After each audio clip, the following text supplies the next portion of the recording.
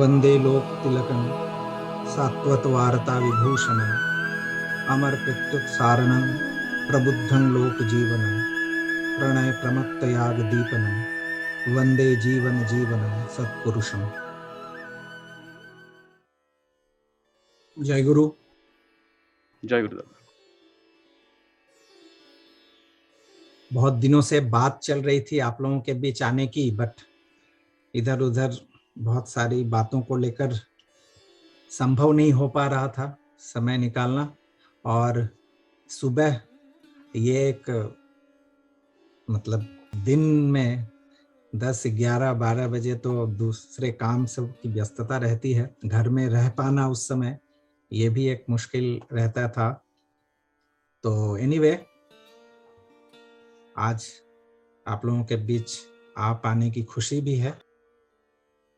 और दादा ने कहा अनुभूति, तो क्या बोलूं, छोटा सा जीवन है और इसमें अपनी अनुभूति अगर मैं बोलूं तो 0, क्योंकि बचपन से जिस पेरिफेरी में रहा हूं, जिस एम्बियंस में रहा हूं, जिस स्थान पे रहा हूं, आसपास घर से लेकर बाहर तक ऐसे ऐसे विभूति रहे हैं हमारे आसपास की उनके जीवन की जो विशालता है, उनकी जो अनुभूतियां हैं, उसके बीच दूसरे किसी और अनुभूति की सोच पाना हमारे लिए तो संभव, पता नहीं अब उसको अनुभूति कहते हैं या नहीं कहते हैं, कि उस चीज को रियलाइज करना उन लोगों की जिनका सारा जीवन मैं कहूं कि परम दयाल उन प्रिय परम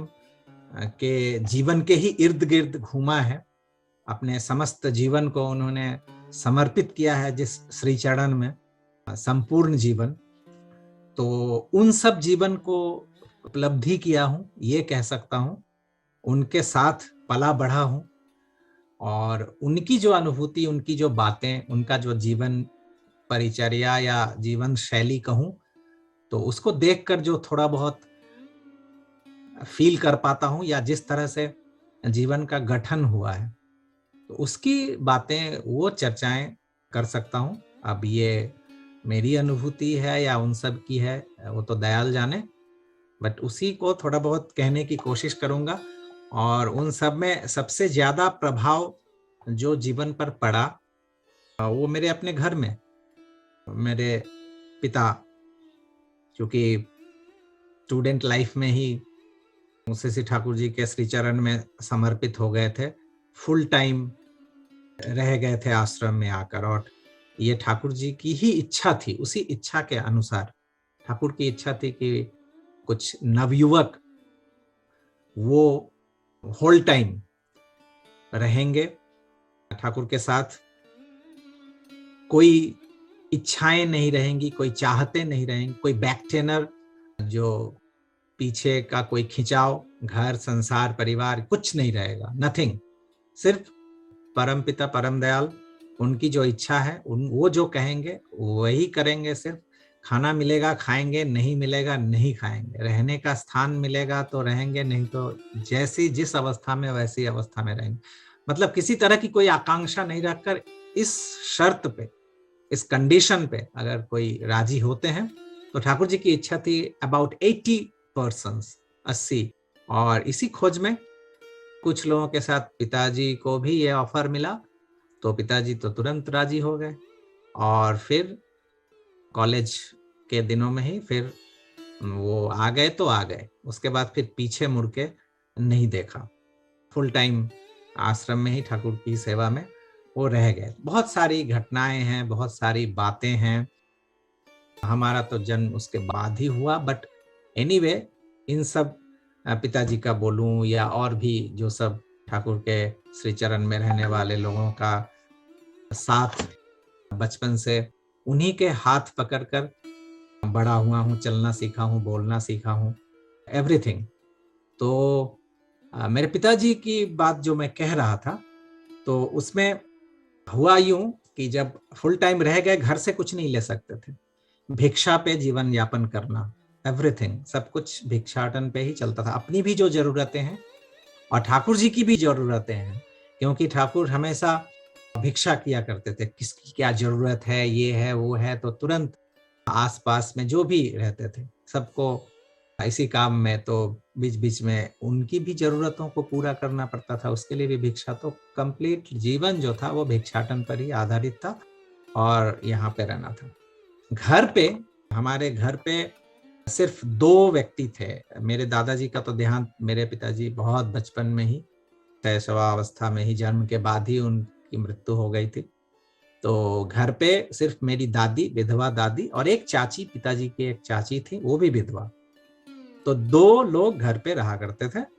और कभी कभार पिताजी का जाना साल में 1 या 2 बार, कभी कभी, चूंकि कृषि जीवन ही था, एग्रीकल्चर बेस्ड लाइफ था वहाँ पे, तो उस कार्य का जब, जैसे फसल काटने का समय होता है या बुआई का समय होता है, तो इन सब समय में कुछ जरूरत पड़ती है हेल्पिंग हैंड्स का। तो उस समय कभी कभी पिताजी चले जाया करते थे अपनी माँ को हेल्प करने के लिए, सहायता करने के लिए। लेकिन वो भी कभी कभार, अधिकतर समय में जा नहीं पाते थे, क्योंकि ठाकुर जी से परमिशन नहीं मिलता था, अनुमति नहीं मिलती थी, तो वो नहीं जा पाते थे अधिकतर समय। लेकिन बीच बीच में कभी कभार जा आते थे। तो माँ ही, जो मेरी दादी थी, वो बीच बीच में उलाहना के स्वर में वो पिताजी को सुनाती थी कि अरे तुम क्या समझोगे, तुम तो वहां रहते हो, मैं जो यहाँ कैसे कैसे जीवन व्यतीत कर रही हूँ, एक तो इतने सारे संसार का काम, उस पर से तुम भी नहीं रहते हो साथ में। तो यद्यपि मेरी दादी की इच्छा, उनके अनुमति से ही पिताजी आकर ठाकुर जी के पास रहना आरंभ किया था। और श्री ठाकुर ने वो एक लाइन कहा था कि जाओ, तुम्हारा जीवन दान हो गया। तो बस वही दान हो गया था, लेकिन मातृ मन, मातृ स्नेह वो दे तो दिया है अपने पुत्र को उनके श्री चरण में, लेकिन वो ममता, वो आकांक्षा, वो तो रहती ही है। तो बीच बीच में उलाहना के स्वर में, तुमको क्या परवाह है, तुम तो वहां निश्चिंत रहते हो, मैं यहाँ कैसे अपना जीवन यापन करती हूँ, मैं कैसे दिन काटती हूँ, ये मैं ही जानती हूँ। ये बीच बीच में पिताजी को सुनना भी पड़ता था। तो ये सब सुनकर बीच बीच में पिताजी को कष्ट भी होता था। लेकिन जो वो कह रही हैं, ये तो सत्य ही बात है कि वो तो आंसू बहाने के अलावा तो उनका और कोई चारा भी नहीं था, क्योंकि 1 बार 2 बार ही जा पाते थे हर हमेशा। कभी कभी बहुत जरूरत भी होती थी, लेकिन नहीं जा पाते थे, यहाँ ठाकुर जी को छोड़ के कैसे जाएंगे। तो इन सब चीज में ही चल रहा है, जीवन चल रहा है। तो इसी बीच में एक दिन की घटना है, जिस समय पिताजी को पता नहीं कैसे कुछ दिनों से माँ की बहुत याद आने लगी। और पिताजी कह रहे हैं कि मेरा ऐसा फिर पहले कभी नहीं हुआ था, लेकिन बहुत ज्यादा अंतर मन से, मतलब माँ को बहुत देखने की इच्छा, माँ का जो विरह वेदना जिसको कहते हैं, इससे पहले कभी नहीं हुआ था। लेकिन दैट पर्टिकुलर डे और समय, उस समय में अचानक मन में वो कष्ट, वो वेदना का बहुत संचार होने लगा और छटपटाहट भी होने लगी।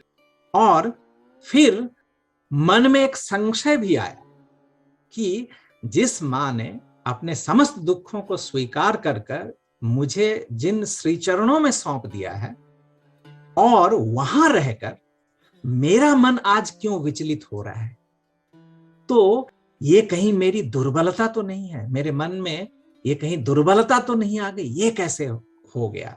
जबकि श्री ठाकुर वो पराक्रमी भक्ति जो उनके लिए, प्रिय परम के लिए, अपने इष्ट के लिए, अपने जीवन देवता के लिए समस्त दुख, समस्त कष्ट को स्वीकार करके जहां उनके श्री चरणों में पड़ा रहना है, तो यहां अचानक से मेरे मन में माँ माँ, घर घर ऐसा क्यों कर रहा है। तो मन में संशय भी हो रहा है, और अपने भक्ति, अपने उस कमिटमेंट, समर्पण, उस पे एक ग्लानि का भाव भी आ रहा है। लेकिन मन, आखिर विवेक तो है, विवेक का दंशन तो हो रहा है, बट मन की वो छटपटाहट, उससे कैसे निदान मिले। तो और कोई उपाय नहीं देख के, और उस समय स्वयं नारायण जब समक्ष उपस्थित हैं, तो और क्या चिंता।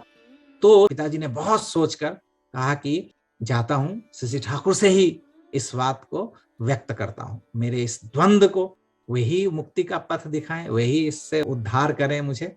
तो जाकर सीधा सामने घुटना टेक कर बैठकर हाथ जोड़ करके मेरे पिताजी श्री ठाकुर से कहते हैं कि कई दिनों से माँ की बात सोचकर मन बहुत दुखी हो जा रहा है।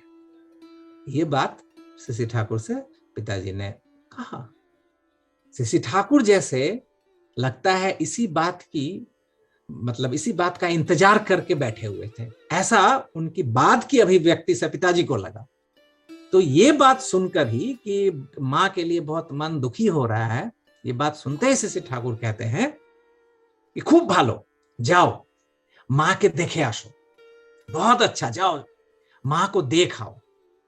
तो पिताजी को भी बड़ा आश्चर्य हुआ कि इतनी आसानी से कभी पिताजी को अनुमति नहीं मिली थी घर जाने को, लेकिन इस बार श्री ठाकुर तुरंत जैसे अनुमति देने के लिए ही तैयार बैठे थे और सुनते ही तुरंत उन्होंने कहा कि हाँ जाओ, जाओ माँ को देख के आओ।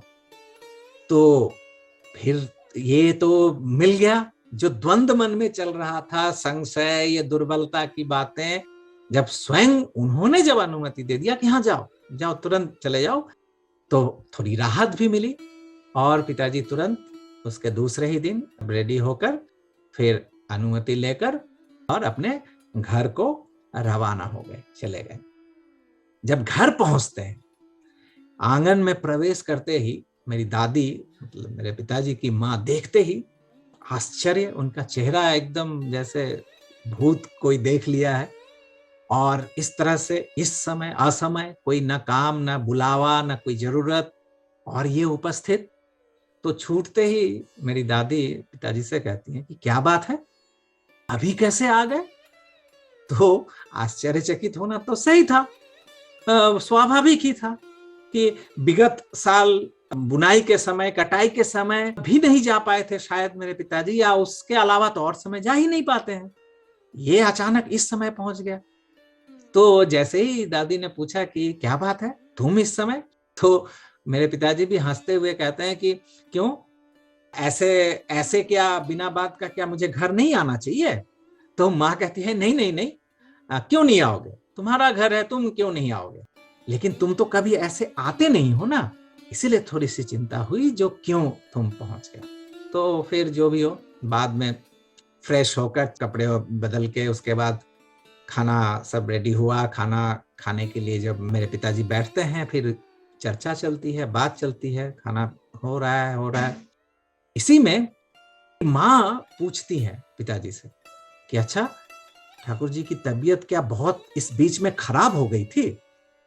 तो पिताजी कहते हैं कि हाँ, बहुत खराब हो गई थी। और सच में उस समय श्री ठाकुर जी की तबीयत बहुत ही खराब हो गई थी, कुछ महीनों तक काफी चिंताजनक अवस्था हो गई थी। तो मेरे पिताजी कहते हैं कि हाँ, बहुत खराब हो गई थी। श्री ठाकुर की चिकित्सा के लिए कोलकाता से भी बहुत सारे डॉक्टरों को भी बुलाया गया था उस समय, और उनकी शीघ्र स्वस्थता के लिए हम आश्रम के सभी लोग अष्टप्रहर, नाम संकीर्तन, ये सब भी काफी महीनों तक ये सब होता रहा था। तो हाँ, सच में ठाकुर जी की तबीयत बहुत खराब हो गई थी। इस पर जो बात मेरी दादी कहती हैं, वो कहती हैं कि यहां भी जैसे ठाकुर जी की जो तबीयत खराब हो गई थी, वो खबर आई थी, और मैंने जब से ठाकुर जी की इस अस्वस्थता की बात को सुना, तो मेरा खाना पीना सब कुछ बंद हो गया। मुझे खाने में अच्छा नहीं लग रहा था, और रात भर मैं सोते समय में भी रोती रहती थी। ऐसा होता था कि रोते रोते मेरा तकिया पूरा भीग जाता था, और रो रो कर मैं ठाकुर जी से बोलती थी कि ठाकुर, मैंने अपने बेटे को, उसके पिता नहीं रहे तो मैंने अपने बेटे को तुम्हारे श्री चरण में दे दिया। मेरा बेटा अपने पिता का चेहरा नहीं देख पाया था, लेकिन मैंने तुम्हारे श्री चरण में दे दिया कि इसका समस्त भार, समस्त जीवन का समस्त कुछ तुम्हारे ऊपर अर्पण कर दिया। अब यदि तुम अगर चले जाते हो, तुम यदि नहीं रहते हो, तो फिर मैं और मेरा ये बेटा वो किसका मुंह देखकर जिएंगे, वो कैसे रहेंगे? और मेरे पिताजी कह रहे हैं कि जो मेरी दादी हैं वो ये कह के उनके आंखों से टप टप फिर से वो अश्रु की धारा बहनी शुरू हो गई। और ये बात सुनकर पिताजी तो सन्न रह गए। और अब पिताजी की अभिव्यक्ति देखिए, तब पिताजी मां की ओर आश्चर्यचकित होकर देख रहे हैं और मेरे पिताजी के भी आंखों में आंसू। और इस पर जो पिताजी बातें कहते हैं वो मुझे लगता है कि एक माइलस्टोन, अगर हम कहें कि एक फलसफा जीवन का। पिताजी मेरी दादी से कहते हैं कि अब तक दिन रात तुम मेरे स्नेह में मेरी बात सोचकर रोती रही हो, दिन रात मेरे विरह में छटपटाती रही हो, पर मैं कभी भी तुम्हारे पास बिना कारण के नहीं आ सका। आज तक तुम मेरे प्यार में, मेरे स्नेह में मेरे लिए कितनी छटपटाहट तुम्हारे मन में हुई, वेदना हुई, लेकिन कभी भी मैं सब कुछ छोड़कर तुम्हारे पास कभी नहीं आ सका। लेकिन देखो, इन कई विगत दिनों से तुम ठाकुर के लिए, उनके लिए जब तुम्हारे आंखों से आंसू बहने शुरू हुए, उनके प्रेम में ठाकुर के लिए जब तुमने आंसू बहाया, तो देखो ठाकुर ने स्वयं मुझे तुम्हारे पास भेज दिया।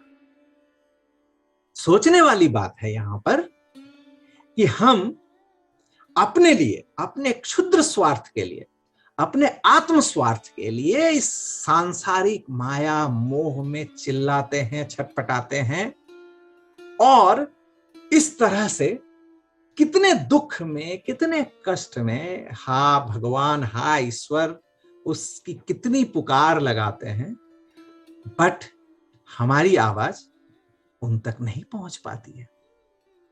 लेकिन उसी परम सत्ता, जब उस परम पिता के प्रति जब हमारे अंदर उस वेदना का सृजन होता है, उनके लिए, उनके स्नेह में, उनके दर्द में, उनके प्रेम में जब हमारा हृदय आकुल हो उठता है, तब यही आवाज, यही स्वर उनके हृदय को आंदोलित कर देती है। और तब वो जिसके लिए हम छटपटा रहे हैं, उसके अंदर का वो जो ईश्वर है, वो भी छटपटा उठता है। पिताजी क्या कह रहे हैं? मेरी मां जब मेरे लिए छटपटा रही है, मेरे लिए को जब चाह रही है, मेरे मन में कभी भी मेरे मां को देखने की इच्छा या मां के लिए दुख या उनके लिए छटपटाहट पैदा नहीं हुई। लेकिन जिस दिन मेरी मां के अंदर परम पिता के लिए, उन इष्ट के लिए जब वेदना का सृजन हुआ, तो वही इष्ट जो मेरे अंदर है, वो भी अपनी मां के लिए छटपटा उठे, और मेरे अंदर भी वो मां को देखने की इच्छा, मां के लिए वो दुख, वो सृजन हो गया। तो इस विषय पे एक और घटना मुझे याद आती है कि एक ये थे श्री श्री ठाकुर के जीवनीकार, जिन्होंने पहला जीवनी पूर्ण तो मैं नहीं कहूंगा, क्योंकि परमपिता इष्ट पुरुषोत्तम की पूर्ण जीवनी होती ही नहीं है, क्योंकि जितने जीवन उनके संस्पर्श में आते हैं, वो प्रत्येक जीवन ही उनकी जीवनी है। तो एनीवे, बट वो जो एक पुस्तक लिखा था उन्होंने, श्री श्री ठाकुर अनुकूल चंद्र ब्रजगोपाल दत्त राय, उनके जीवन की एक घटना है। एक समय था जिस समय पावना आश्रम में उनका एक कार्बंकल, एक घाव हो गया था पांव के इस थाई में या कहीं उस जगह पे, स्थान पे। तो बहुत दिनों से बहुत कष्ट सह रहे थे, 2-3 महीने से वो फिर बेड रिडन हो गए, चलना फिरना तक मुश्किल हो गया, और इतना दर्द, बहुत कुछ हुआ, ऑपरेट भी हो गया, जो थे डॉक्टर वहां, काट कूट भी कुछ हुआ, और भी एग्रेवेट कर गया वो। और एक समय ऐसी आई उनके जीवन में कि अपने दुख और वो कष्ट और वो व्यथा सो मृत्यु कामना करने लगे। अपने मतलब इष्ट देवता से कि ये जीवन, इस कष्ट को अब सहा नहीं जा रहा है, अब मुझे मृत्यु दे दो। और उसी अवस्था में तो जब ऐसी कामना वो करने लगे तो उनकी जो पत्नी थी प्रियलता दत्तराय, वो शिशि ठाकुर के पास पहुंच गई और कहने लगी कि उनकी ये हालत है, क्या करें ना करें, जो ऐसे ऐसे वो कह रहे हैं। तो इस पे शिशि ठाकुर ने कहा कि मैं क्या करूं, मेरी इच्छा नहीं थी कि उस पे छुरी चलाया जाए। वो जो काट कूट हुआ, ऑपरेट हुआ उस घाव पे, तो शिशि ठाकुर कह रहे हैं कि क्या करूं, मेरी इच्छा नहीं थी कि उस पर छुरी चले। यही बात उनकी पत्नी प्रियलता दत्त मां, वो आकर घर में आकर ब्रजोदा के कान में ये बात देती हैं और कहती हैं कि मैं गई थी ठाकुर के पास, ठाकुर ने ऐसी ऐसे ऐसा कहा।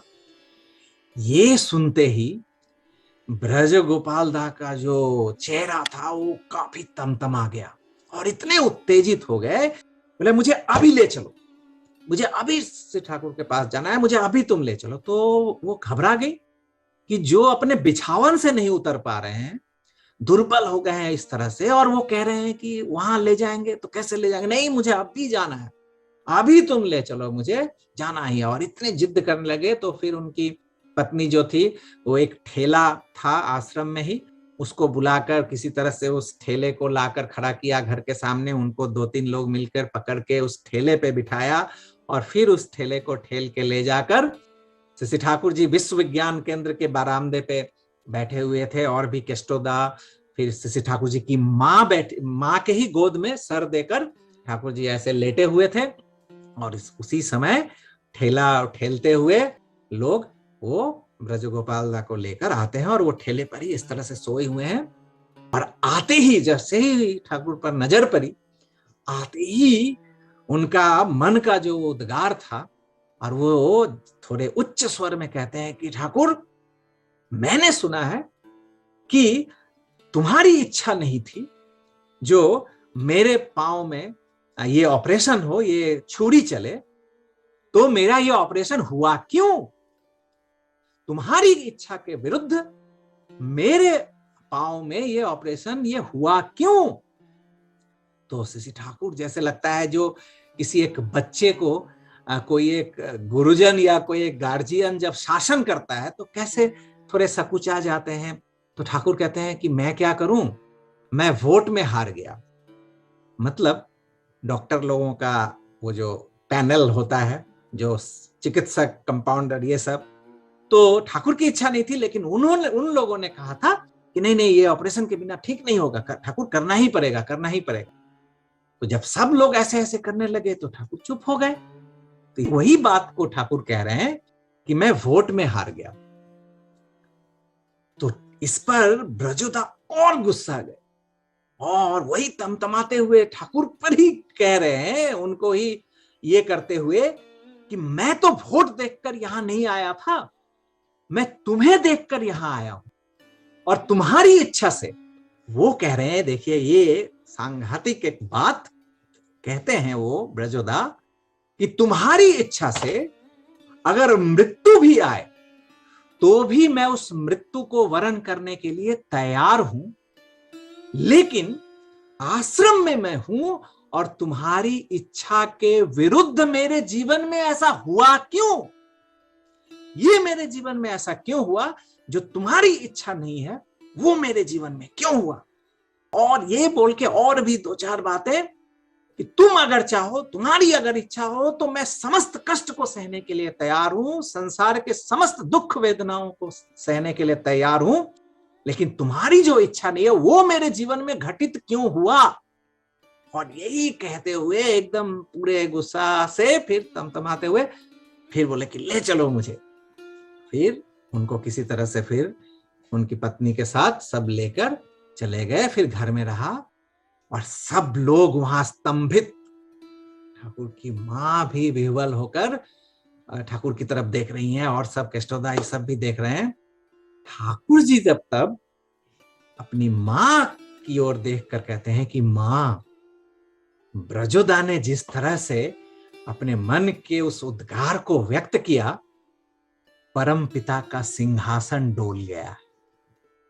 सोचिए, ठाकुर कह रहे हैं कि ब्रजोदा ने जिस तरह से अपनी हृदय की उस वेदना को व्यक्त किया, परम पिता का सिंहासन डोल गया है। इसके बाद ही फिर समस्त चिकित्सा का भार जो था ठाकुर अपने हाथों में लेते हैं और फिर एक लेप, एक कोई तैयार होता है मलहम, फिर उसको रेगुलर यूज किया जाता है उस पर होते होते फिर करीब 15-20 दिन के बाद फिर ठाकुर के ही निर्देश से फिर एक छोटी सी शल्य चिकित्सा उस पर होती है ठाकुर की ही उपस्थिति में, और फिर धीरे धीरे 1-2 महीने के अंदर में वो समस्त रोग मुक्त हो जाते हैं और इन समस्त वेदनाओं से मुक्ति मिल जाती है। तो ये जो बात है कि जब हम खुद अपने लिए अपने दुख, अपने कष्ट, अपने वेदना, अपना समस्त कुछ इसके लिए सोचते हैं, परम पिता तक नहीं पहुंचती है वो बात। और इसीलिए श्री रामकृष्ण देव कहते थे कि जे भगवत भजे चतुर संसारी, जो भगवान को भजता है वह सबसे चतुर संसारी होता है। और ये चतुरता का मतलब क्या? चतुरता का मतलब अपने समस्त व्यवस्थाओं को ठीक कर लेना, अपनी सुख सुविधाओं का अरेंज कर देना सबसे मूर्ख होता है। चतुर कौन? तो बाइबल में जीसस कहते हैं, क्या कहते हैं? He who finds his life will lose it, and he who loses his life for my sake will find it.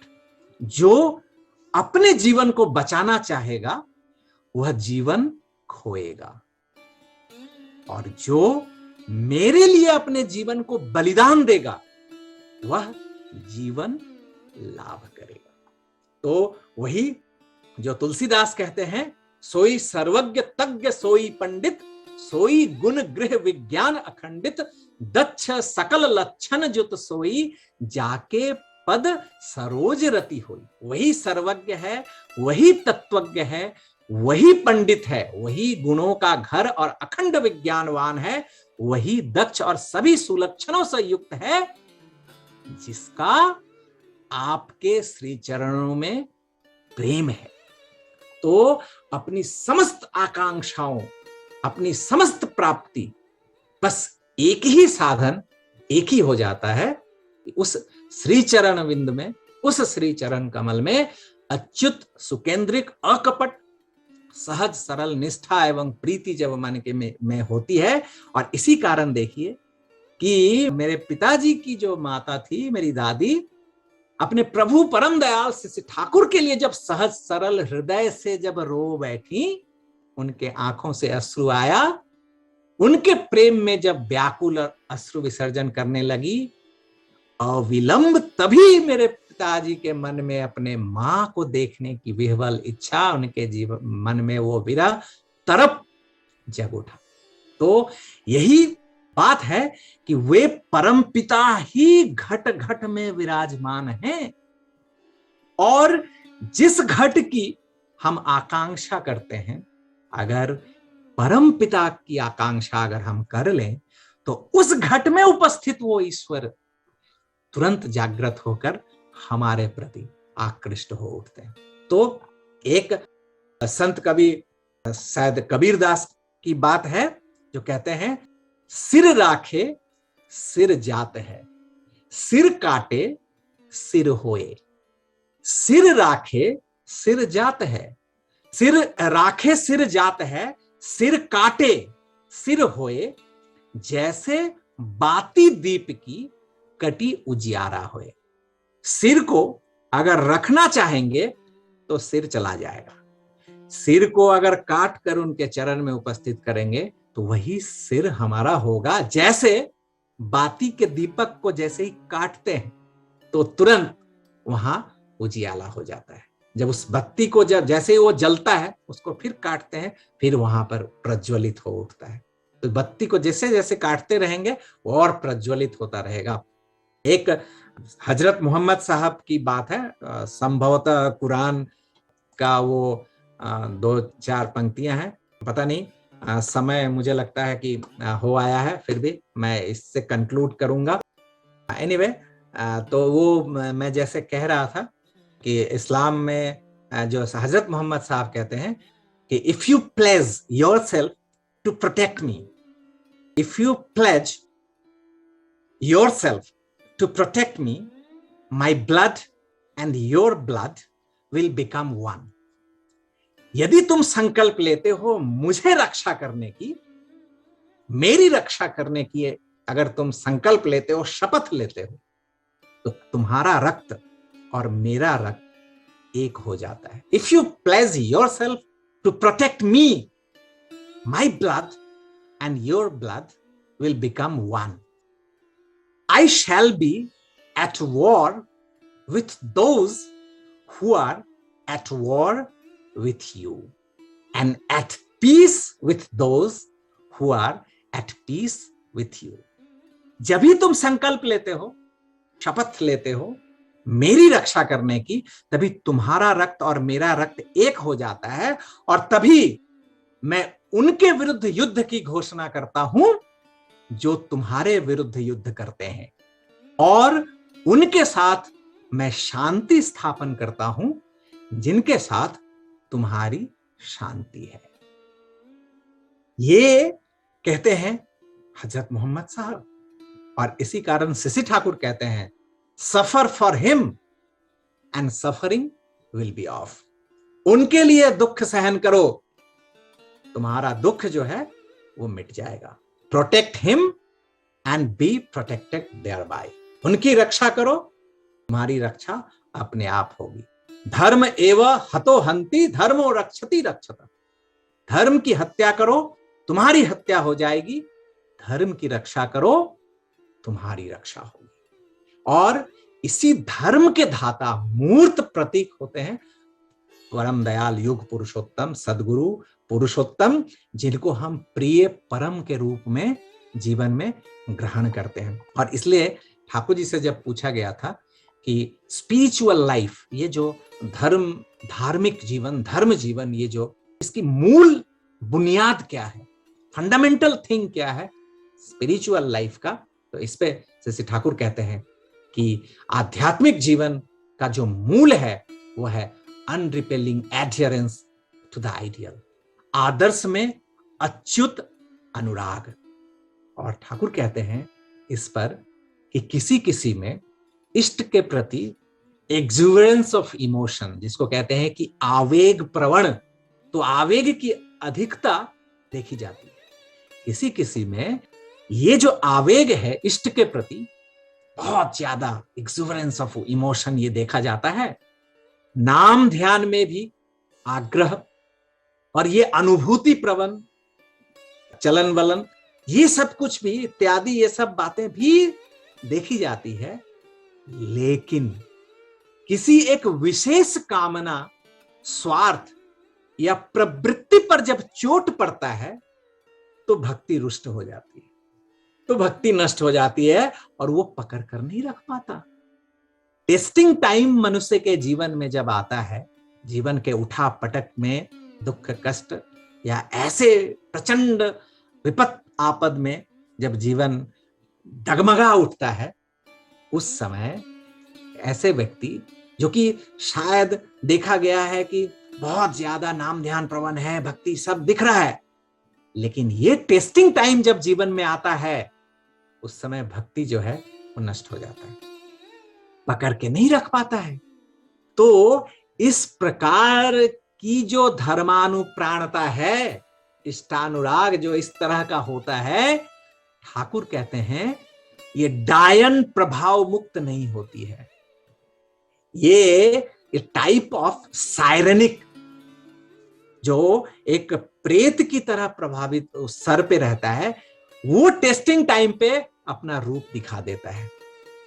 Thakur कहते हैं प्रकृत भक्ति जहां पर है, शैतान वहां शक्तिहीन है। और ठाकुर कहते हैं जो बोलता है कि ठाकुर मैं तुम्हें छोड़कर किसी को नहीं चाहता, कुछ नहीं चाहता, तुम्हें छोड़कर, तुम्हें हटाकर जहां तुम नहीं हो ऐसे किसी भी चीज को मैं नहीं चाहता, कुछ नहीं चाहता, मेरा सब कुछ चला जाए, लुट जाए। ऐसा व्यक्ति कहता है कि मेरा सब कुछ चला जाए, लुट जाए, उससे मेरा कुछ आता जाता नहीं है अगर तुम रहते हो। मेरा सब कुछ लुट जाए फिर भी कुछ नहीं होगा अगर तुम रहते हो। तुम मेरे जीवन सर्वस्व हो, इस लोक में भी और परलोक कह के अगर इसके बाद भी अगर कोई जीवन है, उस लोक में भी तुम ही मेरे जीवन सर्वस्व हो। तुम्हें पाकर, तुम्हें जीवन में ग्रहण कर कर यदि लाख कष्ट मिलता है, अजस्र अपमान, असम्मान, नुकसान, निंदा, ग्लानि, यातना कुछ भी सहन करना पड़े, उसमें भी मेरा महालाभ है। तुम्हारे लिए अन्य कोई भी मूल्य मेरे लिए अधिक नहीं है। और ऐसा वह सिर्फ मौखिक नहीं बोलता है, करता भी है, वास्तविक जीवन में वैसा चलता भी है। क्यों? न ठाकुर ही उसके एकमात्र अस्तित्व हैं, और इसी अहैतुकी, अव्यभिचारिणी भक्ति यदि किसी में अनएडल्टरेटेड, किसी भी और किसी चीज से वो टेंटेड नहीं होती है वो भक्ति, और कोई कारण से भक्ति है, ठाकुर मेरे बहुत बेड़ा पार लगा दे रहे हैं, बहुत दुख कष्ट दूर दे रहे हैं, ऐसी कोई भी हेतु की वो परवाह ही नहीं करता है। तो ठाकुर कहते हैं कि ऐसी अहेतुकी, अव्यभिचारिणी भक्ति का लेश मात्र भी यदि किसी में होता है तो वो पूरी दुनिया को मुग्ध कर दे सकता है। शैतान भी अगर उसके समक्ष भी आता है तो जलकर उसको खाक कर दे सकता है। ऐसी अव्यभिचारिणी अहेतुकी भक्ति। तो एकमात्र उनको जो चाहते हैं, एकमात्र इष्ट आदर्श को जो चाहते हैं, उन्हें फिर जीवन में कोई चिंता नहीं रहती। जीवन में जो आविलता है, ये मन का जो ये उतार चढ़ाव जो होता है, मन जो कभी इधर खींचता है कभी उधर खींचता है, ये जो आविलता है ये कम जाता है। कष्ट नहीं आता है ऐसी बात नहीं है, समस्याएं नहीं आएंगी ऐसी बात नहीं है, लेकिन उस समस्त कष्ट, उन समस्त अशांति में भी, उस समस्त समस्याओं में भी मन जो फ्लक्चुएट करता है, ये फ्लक्चुएशन नहीं होता है, ये आविलता कम जाता है। और ठाकुर इसी आविलता के कम को शांति कहते हैं। शांति का मतलब ये नहीं है कि कष्ट नहीं होगा, समस्या नहीं, ये आविलता का नहीं होना, बैलेंस्ड साम्यावस्था। और इसी कारण वह व्यक्ति, ऐसा जो व्यक्ति होता है, वो सुख और दुख दोनों अवस्थाओं में महा आनंद में रहता है। और ऐसा व्यक्ति जो होता है, जो इष्ट को जो चाहते हैं, जो आदर्श उस प्रिय परम को जो चाहते हैं, उनकी सभी कामनाओं का परिपूरण वो करते हैं, लेकिन किसके लिए? उस प्रिय परम के लिए। और बाकी सब जो न राम का वो किस काम का, जो मेरे प्रिय परम का नहीं, जो मेरे इष्ट का नहीं, वो मेरे किस काम का। तो इसके अलावा अगर कोई अपनी कामना को परिपूर्ण करने की कोशिश करता है, अपनी आकांक्षाओं को पूर्ण करने की कोशिश करता है, अपने जीवन को आरामदायक बनाने की कोशिश करता है, जिस आराम में, जिस कामना में वो प्रिय परम नहीं है, वो इष्ट नहीं है, लाख सुख ऐश्वर्य में वो क्यों ना रहे, लेकिन उसके जीवन से ज्वाला, यंत्रणा, अशांति कभी खत्म नहीं होती है, हमेशा लगी रहती है। तो इस चीज को जो निरख परख करके और अपने इष्ट के प्रति उस नशा को यदि ठीक करके रखता है, ऐसा मनुष्य के अंदर ऑटोमेटिकली ये अनुभूति आती है, ये रियलाइजेशन होता है कि इष्ट स्वार्थ प्रतिष्ठा छोड़कर उसके जीवन में कोई चाहत है ही नहीं। और ये समझ, ये अंडरस्टैंडिंग, ये परसेप्शन जिसका पक्का हो जाता है, समझ के अनुसार जो अपने जीवन यापन करता है, उसी अनुसार जो चलता है, तभी वह जीवन के प्रकृत तात्पर्य को समझ पाता है। तो एक इसी संदर्भ में मैं चूंकि घटनाएं कह रहा था, तो इसी संदर्भ में मेरे पिताजी के जीवन की एक घटना है कि आदमी जो संग्रह करता है अपने जीवन को आरामदायक बनाने की, मेरे जीवन में कष्ट ना आए, दुख ना आए, इसी की तो कोशिश करते हैं। जीवन के प्रथम काल से बच्चों को भी तो वही ट्रेनिंग हम देते हैं, कैरियर बनाओ, कर्म करो, नौकरी करो, बिजनेस करो, रुपया पैसा हो कि जीवन में अशांति ना आए, दुख कष्ट ना आए, रोग शोक ये सब ना आए। इसी की कोशिश करते करते हम चलते हैं, और यही अपने कैरियर को बनाने के क्रम में, अपने जीवन को दुख कष्ट से दूर रखने के क्रम में हम चारों तरफ से ऐसी अवस्था से घिर जाते हैं, जिस समय जब विपत्ति आती है, एक ऐसे समय में फिर और कोई उपाय नहीं रहता हाहाकार करने के अलावा।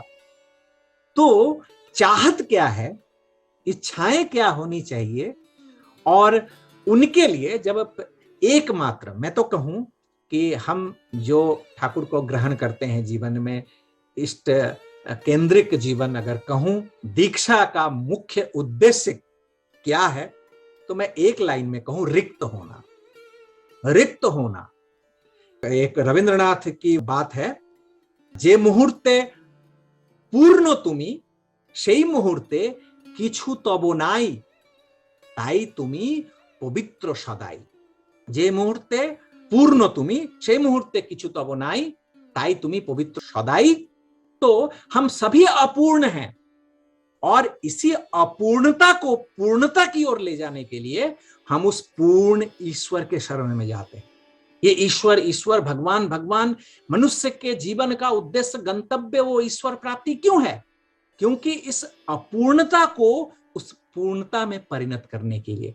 तो यही पूर्णता लाभ हर कोई, हर अवस्था में कोई भी व्यक्ति, एक डकैत भी अगर डकैती करता है, वो भी अपने जीवन के उस खालीपन को कुछ हद तक पूर्ण करना चाहता है, और सोचता है कि मैं डकैती करके दूसरों को कष्ट पहुंचाकर मुझे अपने को पूर्णता की ओर ले जा सकूंगा, लेकिन होता नहीं है।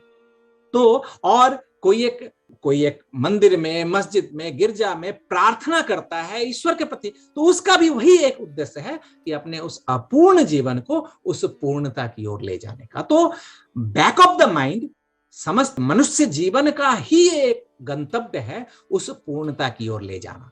तो रविंद्रनाथ क्या कह रहे हैं कि जिस मुहूर्त में तुम पूर्ण हो, जिस क्षण तुम पूर्ण हो, उस क्षण तुम्हारा कुछ नहीं है।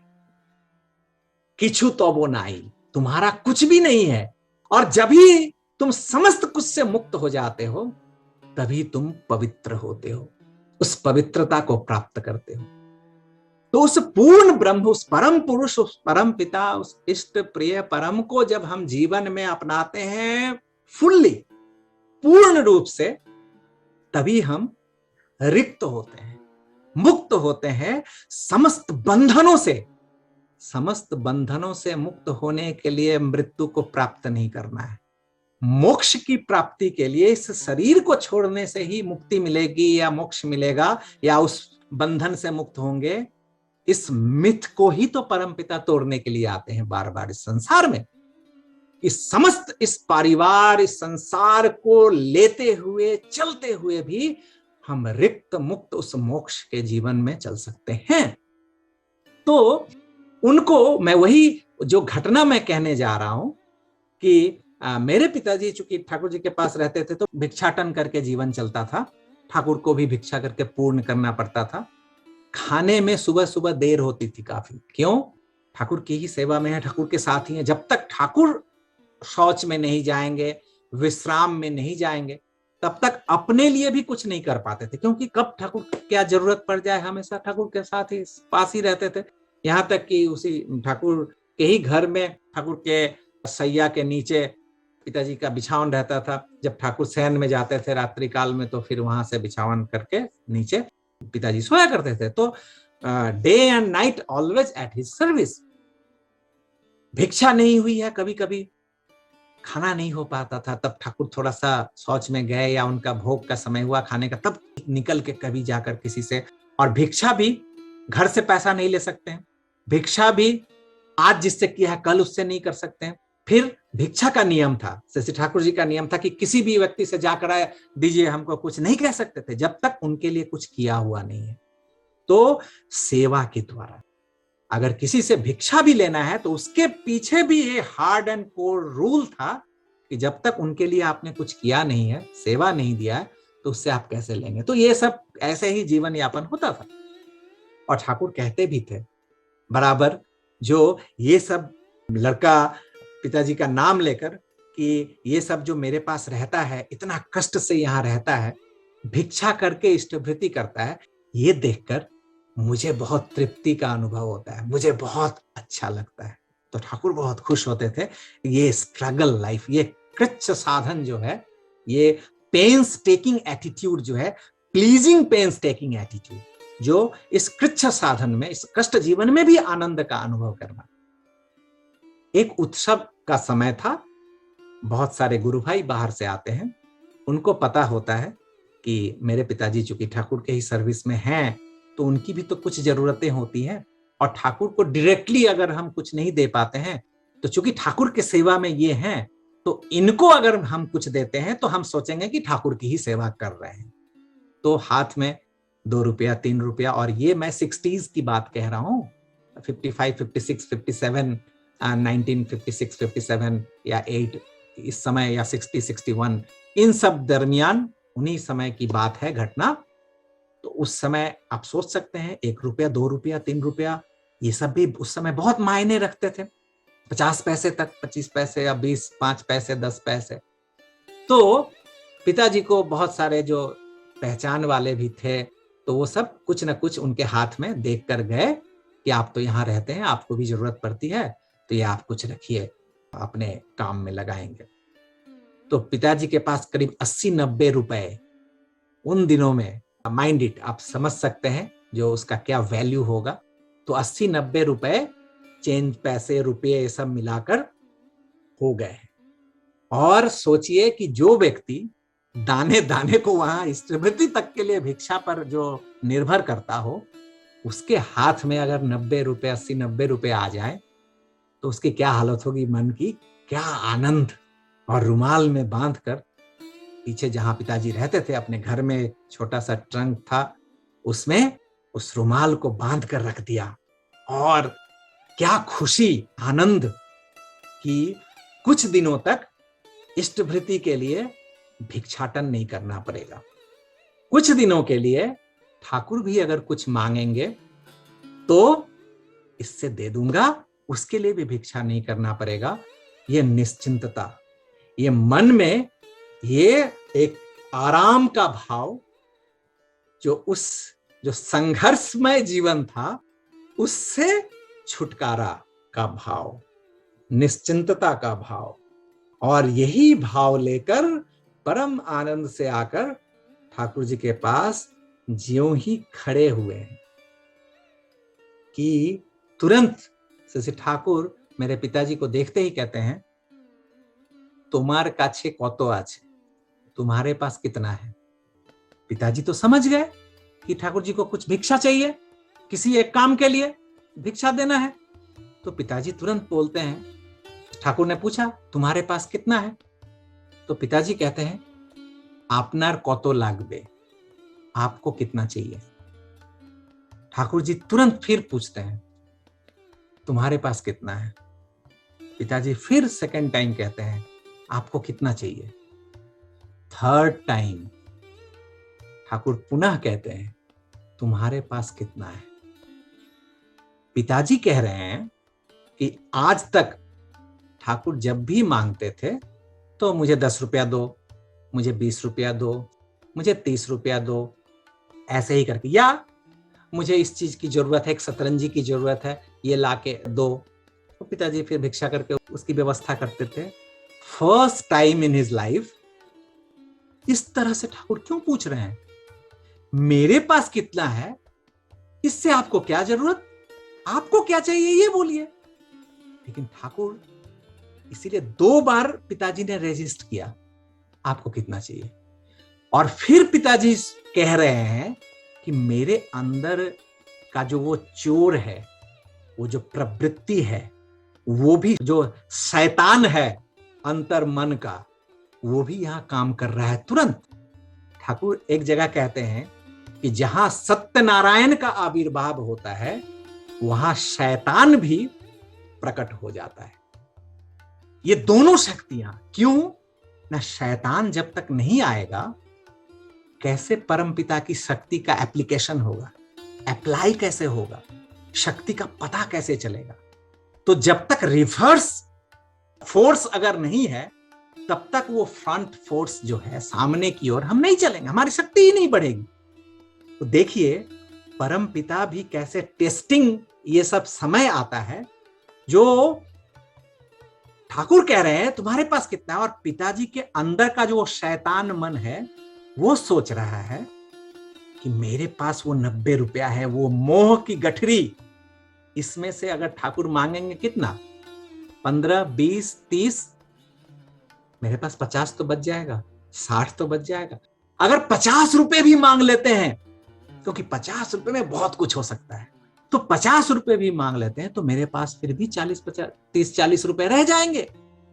तो ये जो रहना मतलब कंफर्ट कि कल के लिए, परसों के लिए भी मेरा कुछ बचत रहेगा, ये शैतान पूर्ण रूप से रिक्त होने नहीं दे रहा है, मुक्त होने नहीं दे रहा है।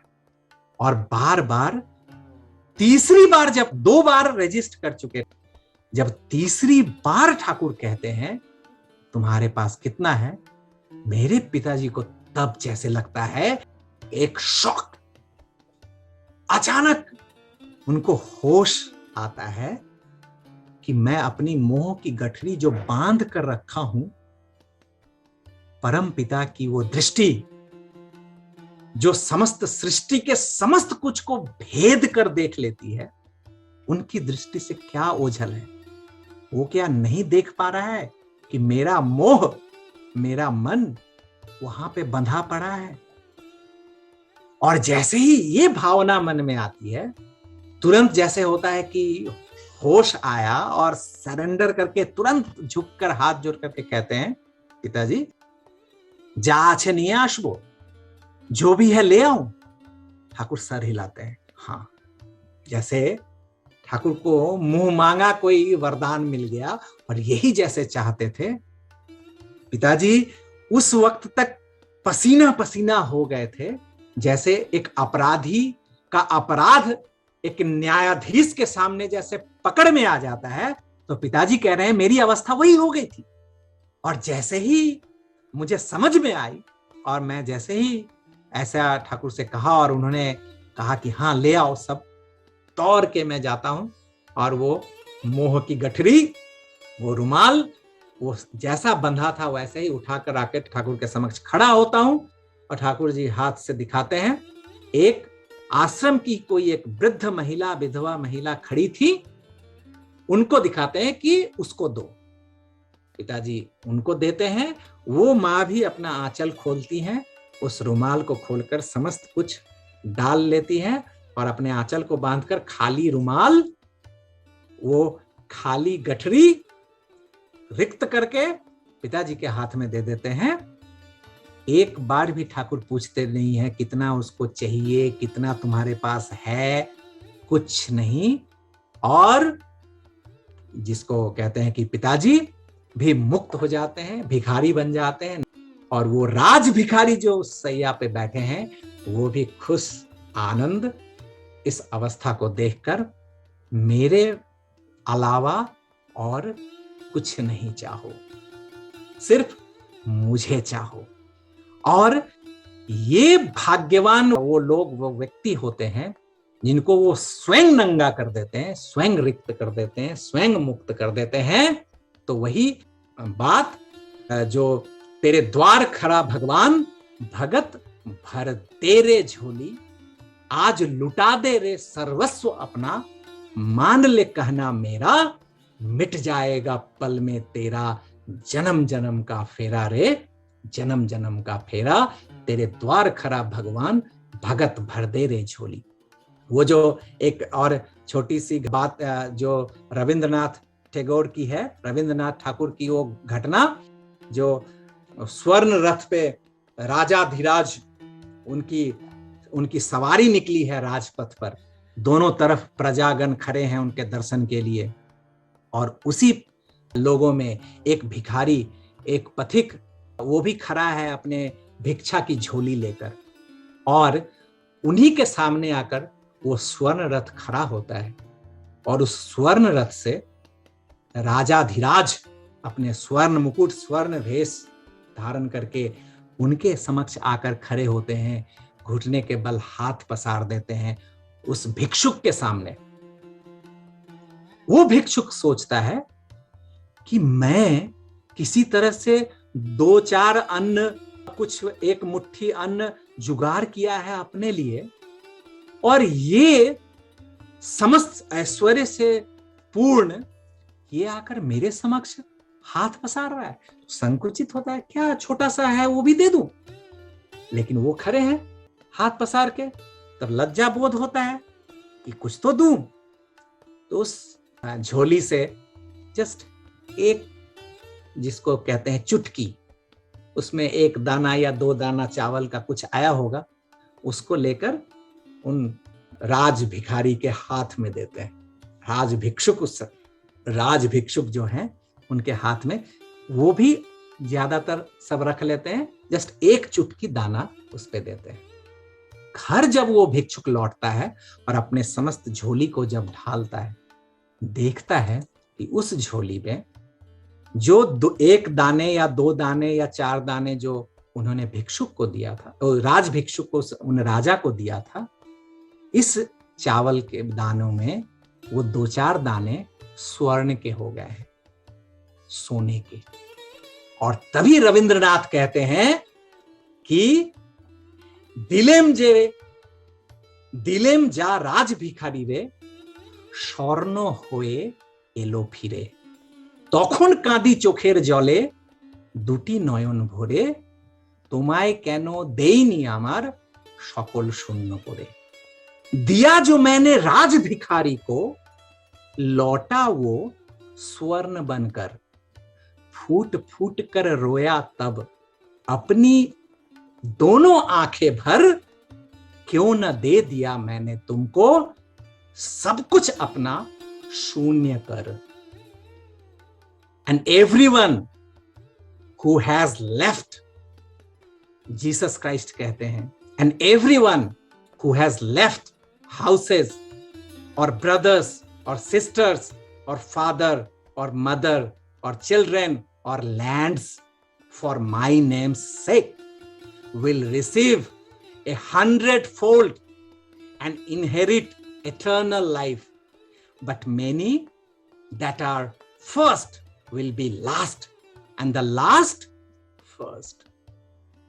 ईसा मसीह कहते हैं, और प्रत्येक जिसने घर या भाई या बहन या पिता या माता या संतान या जमीन को त्याग दिया है मेरी खातिर, उसे उसका 100 गुना मिलेगा और वह शाश्वत जीवन का अधिकारी बनेगा। परंतु अधिकांश जो पहले हैं वे अंतिम होंगे, तथा जो अंतिम हैं वे पहले आ जाएंगे। श्री ठाकुर क्या कहते हैं? श्री ठाकुर कहते हैं, तुम उनके लिए यदि समस्त खोते हो, तुम उनके लिए यदि समस्त खोते हो, सार्थक उत्फुल्ल उद्दीपना सहित उन्हें जीवंत बनाकर अपने चरित्र में भिन्न भिन्न प्रकार से शतगुण पाओगे, और अपने भोग ईंधन के लिए यदि वैसा करते हो तो भिन्न भिन्न प्रकार से वो नष्ट होगा, एक खाली निरर्थक व्यर्थता में, वेदनादायक, सांत्वना विहीन, अफसोस सहित।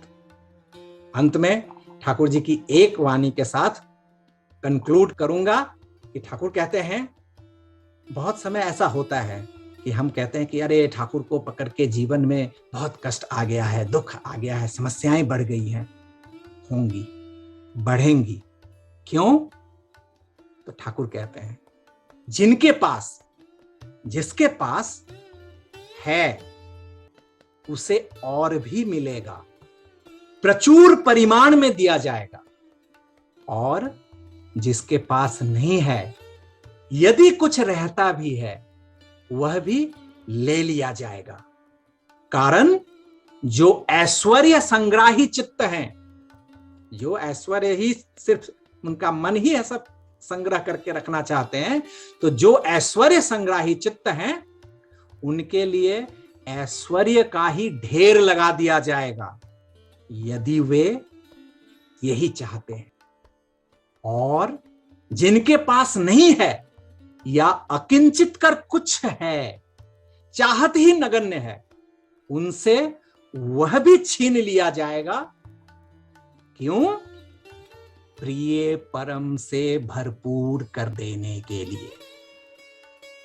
मतलब स्वयं प्रिय परम ही उनके जीवन में आ जाए। वो दुर्योधन और अर्जुन की तरह ये दोनों भी प्रार्थी होकर उन प्रिय परम तो नहीं कहूंगा, अर्जुन के लिए हो सकते हैं, बट दुर्योधन के लिए नहीं, बट सखा ही कहूं, तो वो दोनों गए थे अपने सखा के पास युद्ध से पहले मांगने के लिए कि दो। किसने क्या लिया? तो दुर्योधन ने लिया ऐश्वर्य संग्राही चित्त, उसका मन, वो अक्षौणी सेना जो था, युद्ध है, कोई भी सांसारिक जिसका मन रहेगा, लॉजिकली सोचेगा, सही में युद्ध में तो सैन्य वाहिनी चाहिए, जिसकी जितनी बड़ी सैन्य सेना अस्त्र शस्त्र रहेगा वो विजयी प्राप्त होगा। दुर्योधन तो वही सांसारिक बुद्धि से काम किया, उसने क्या लिया? सेना, नारायणी सेना। और अर्जुन, उन्होंने उस सांसारिक मन को परे हटा दिया, प्रेम प्रीति, तुम आ जाओ सखा, तुम आ जाओ। और युद्ध का क्या हुआ? और इसी कारण ठाकुर कहते हैं कि अर्थ विद्या जितना भी हो तुम्हारा, हुए यदि तुम इष्टहारा। अर्थ विद्या, इसी दो चीज के लिए व्यक्ति जीवन में काम करता है, या तो धन या ज्ञान, मेरी बुद्धि ज्ञान, यही तो, ये दो चीज के लिए व्यक्ति काम करता है। और ठाकुर क्या कह रहे हैं? अर्थ विद्या तुम्हारी जितनी भी हो, हुए यदि तुम इष्टहारा, रावण और दुर्योधन की तरह सब कुछ रहते हुए भी जाओगे मारा। अर्थ का प्रतीक दुर्योधन है, ज्ञान का प्रतीक रावण है। तो अर्थ और विद्या दोनों कितना भी हो, अगर इष्ट विहीन हुए, कृष्ण विहीन हुए, राम विहीन हुए, उस युग पुरुषोत्तम श्री श्री ठाकुर अनुकूल चंद्र विहीन हुए, तो समस्त कुछ रहते हुए भी तुम जाओगे, नष्ट हो जाओगे, समाप्त हो जाओगे। और इसी कारण ठाकुर कहते हैं कि इष्टार्थ में जो सब कुछ खोते हैं, अपना समस्त उत्सर्ग करके वे 1000 गुना ही वह पाते हैं। जीसस तो 100 गुना कह रहे थे ना, 100 फोल्ड। ठाकुर कहते हैं 1000 टाइम्स। इष्टार्थ में जो सब कुछ खोते हैं, अपना समस्त उत्सर्ग करके वे 1000 गुना वह पाते हैं इसी जीवन में। बाद में होते हैं अनंत जीवन के अधिकारी। और ऐसा जिन्होंने नहीं किया, वास्तव में उन्होंने अनुसरण भी नहीं किया, पाया भी नहीं। जय गुरु। आप सभी का मंगल कामना परम दयाल श्री चरण में करते हैं। आप सभी अच्छे रहें। जय गुरु।